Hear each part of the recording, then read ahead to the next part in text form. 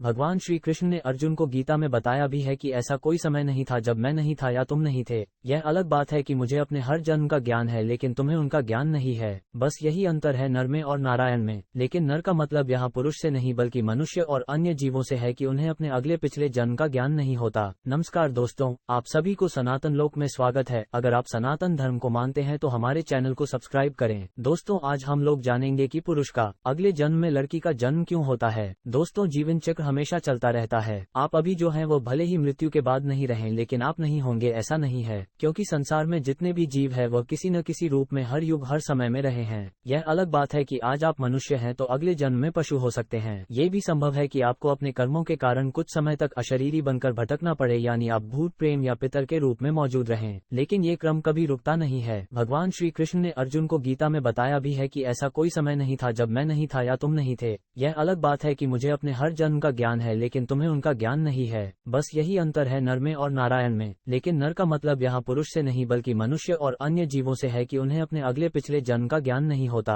हाँ, कभी कभी कुछ ऐसे मामले आ जाते हैं जब व्यक्ति को अपने पूर्व जन्म की बातें याद रहती हैं, और ऐसे कई मामले आपने पढ़ा या सुना होगा कि पूर्व जन्म में जो पुरुष था वो अगले जन्म में स्त्री रूप में जन्म लिया। इसका 3 कारण शास्त्रों में बताया गया है। शास्त्रों में कहा गया है कि जिस व्यक्ति की भावना जैसे होती है उसे उसी अनुरूप अगला जन्म मिलता है। खासतौर पर उसकी मृत्यु के समय उसकी जैसी सोच रहती है या जिन ख्यालों में रहता वह काफी हद तक उसके अगले जन्म की लिंग और योनि का निर्णय करता है। यानी जो व्यक्ति अपनी मृत्यु के समय पत्नी, पुत्री, बेटी या अन्य स्त्री संबंधियों का ध्यान करता है वह अगले जन्म में खुद भी स्त्री रूप में जन्म लेता है। अगले जन्म स्त्री बनने का एक और बड़ा कारण यह माना गया है कि जो व्यक्ति स्त्रियों में अधिक रुचि रखता है और उनके साथ रहकर स्त्रीगत व्यवहार करने लगता है वह खुद भी अगले जन्म में स्त्री बनता है। तीसरा कारण जिनसे पुरुष को अगले जन्म में स्त्री बनना पड़ता है वह है स्त्रियों को साधना, स्त्रियों का अपमान। जो व्यक्ति अपनी पत्नी का निरादर करता है और उनके साथ अपमानजनक व्यवहार करता है उसे भी अगले जन्म स्त्री बनकर पूर्व जन्म में किए गलतियों का दंड भोगना पड़ता है। अगर जानकारी अच्छी लगी तो अपने दोस्तों को जरूर शेयर करें।